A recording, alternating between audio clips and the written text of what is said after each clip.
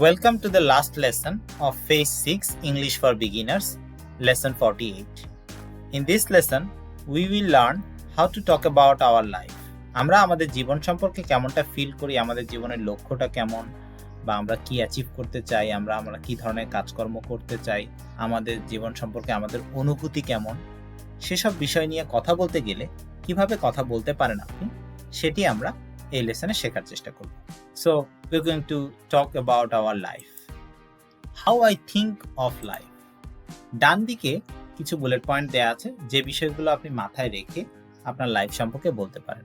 Your feelings মানে life সম্পর্কে আপনার অনুভূতি, your goals অর্থাৎ লাইফ রিলেটেড আপনার কোনো গোল বা লক্ষ্য আছে কিনা, এবং your responsibilities অর্থাৎ লাইফ রিলেটেড আপনার কোনো দায়-দায়িত্ব আপনি অনুভব করেন কিনা, এবং lessons জীবন থেকে আপনি কোনো শিক্ষা অর্জন করেছেন কিনা বা কিছু শিখতে চান কিনা। এই বিষয়গুলো মাথায় রেখে আপনি চাইলে আপনার লাইফ সম্পর্কে কিছু বলতে পারবেন। শুরুতে আমাদের স্যাম্পল প্যারাগ্রাফটা দেখা যেতে পারে। আপনি নিজে বলার আগে এই প্যারাগ্রাফটি থেকে হেল্প নিতে পারেন। দেখা যাক কি লেখা আছে এখানে।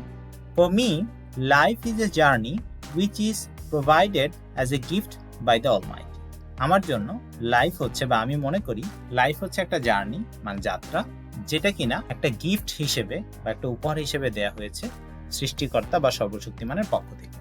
In order to complete this journey successfully, এই জার্নিটা ঠিকঠাক মতো শেষ করার জন্য বা কমপ্লিট করার জন্য we have to learn a number of skills with knowledge. আমাদের অনেকগুলো দক্ষতা এবং জ্ঞান শিখতে হয়, and implement them, সেই জ্ঞান এবং দক্ষতাগুলোকে প্রয়োগ করতে হয় to achieve our goals at different stages of our lives. আমাদের জীবনের বিভিন্ন ধাপে বিভিন্ন রকমের গোল বা লক্ষ্য অর্জন করার জন্য সেই দক্ষতা এবং জ্ঞানগুলোকে ব্যবহার করতে হয়।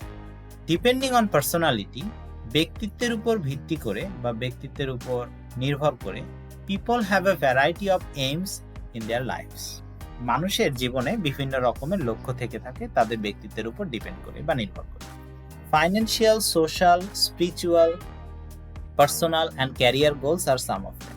অর্থনৈতিক, সামাজিক, আত্মিক বা মন সংক্রান্ত বলতে পারেন, বা আত্মিক সাধনা সংক্রান্ত বলতে পারেন, ব্যক্তিগত এবং পেশাগত বেশ কিছু লক্ষ্য মানুষের মধ্যে রয়েছে। আমাদের জীবনের লক্ষ্যগুলোর মধ্যে এরা হচ্ছে common. Achieving goals often bring out a lot of happiness in our life. Achieving goals often bring out a lot of happiness in our life.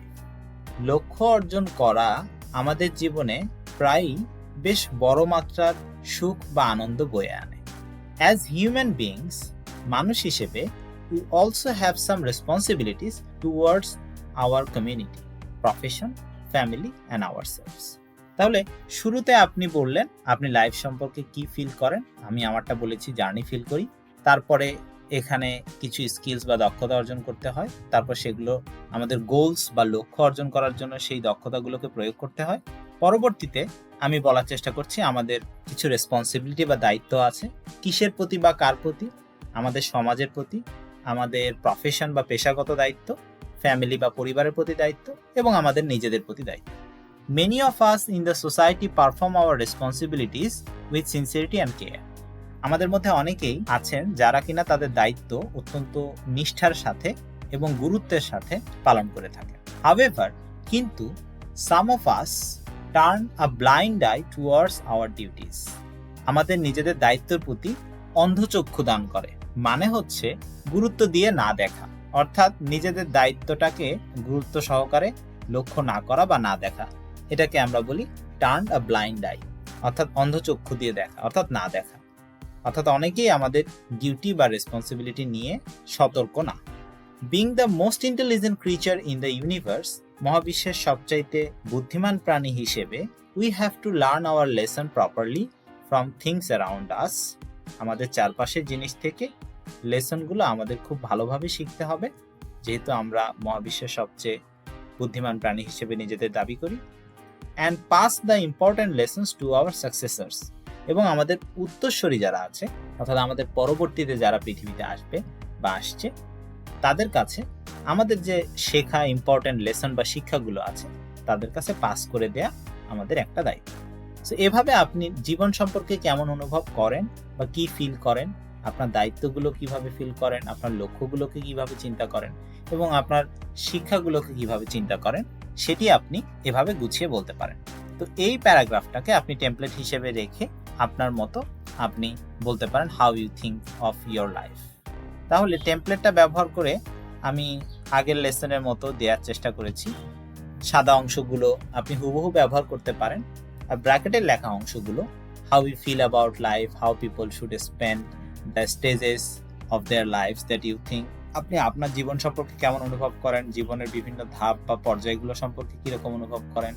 তারপর মানুষের কিছু গুরুত্বপূর্ণ লক্ষ্যগুলোর কথা আপনি বলতে পারেন, কিছু দায়িত্ব, what are some of the responsibilities of human being, গুরুত্বপূর্ণ দায়িত্বগুলোর কথা বলতে পারেন। How people perform their duties, মানুষ তাদের দায়িত্বগুলো কিভাবে পারফর্ম করে সেটা নিয়ে আপনি আপনার মতামত দিতে পারেন। Why and where we should learn the lessons of life, কেন এবং কোথায় আমরা আমাদের জীবনের শিক্ষাগুলো লাভ করতে পারি সেটা নিয়ে আপনি বলতে পারেন। অ্যান্ড কেন, what should we do with the lessons we learn, আমরা যে লেসনগুলো শিখবো সেই লেসনগুলো দিয়ে আমরা কি করব, নিজেরাও প্রয়োগ করতে পারি এবং পরবর্তীতে সেগুলোকে আর কিভাবে কি করা যেতে পারে সেটা নিয়ে আপনি আপনার ওপিনিয়ন দিতে পারেন। এভাবে এই বিষয়গুলো বলার মাধ্যমে how you think of life, অর্থাৎ জীবন সম্পর্কে আপনার অনুভূতি ও জীবন সম্পর্কে আপনার ধারণা আপনি ব্যক্ত করতে পারেন। এভাবে প্র্যাকটিস করার মাধ্যমে এই টপিকটা কয়েকবার বলার মাধ্যমে, টপিকের উপরে 1 থেকে 2 মিনিট বা 2-3 মিনিট 4 মিনিট কথা বলার মাধ্যমে আপনি আপনার স্পিকিং স্কিল কিছুটা ইমপ্রুভ করতে পারেন, যেটা কিনা আপনাকে বিগিনার্স লেভেল থেকে বা বিগিনার লেভেল থেকে ইন্টারমিডিয়েট বা ফার্দার বা পরের লেভেলে সুইচ করাতে হেল্প করতে পারে বা ইমপ্রুভ করতে হেল্প করতে পারে। So I would like to suggest again, keep practicing. That is the end of lesson 48 and the end of phase 6 of English for beginners. দেখতে দেখতেই আমরা কোর্সের মাঝামাঝি চলে এসেছি। 6টা চ্যাপ্টার শেষ হয়ে গেল। এখন যেটা করতে হবে সেটা হচ্ছে পুরাতন চ্যাপ্টারগুলো আমাদের একটু রিভিউ দিতে হবে। তাহলে আমরা কি শিখেছি? বিভিন্ন রকমের টেন্সেস শিখেছি, প্রিপোজিশন শিখেছি, নানান রকমের স্পিকিং এবং ভোকাবুলারি অ্যাক্টিভিটি ছিল। এছাড়াও অন্যান্য ছোট ছোট গ্রামেটিক্যাল ইস্যুস আমরা লার্ন করেছি আগের চ্যাপ্টারগুলোতে। সেগুলো যদি আপনারা রিভিশন না দেন তাহলে সেগুলো ভুলে যাবেন এবং পরবর্তী চ্যাপ্টারগুলো শিখতে গিয়ে যখন ওই বিষয়গুলো আপনার প্রয়োজন হবে সেগুলো থেকে আপনি খুব বেশি হেল্প পাবেন না। তাই আমার পরামর্শ হচ্ছে পুরাতন চ্যাপ্টারগুলো যত বেশি সম্ভব রিভিশন দিয়ে পরবর্তী চ্যাপ্টারগুলো শুরু করা যায়। ধন্যবাদ সবাইকে আমাদের সাথে এই কোর্স জুড়ে থাকার জন্য। আশা করছি কোর্সের বাকি অংশ পর্যন্ত আপনারা অত্যন্ত মনোযোগ দিয়ে লেসনগুলো শিখবেন।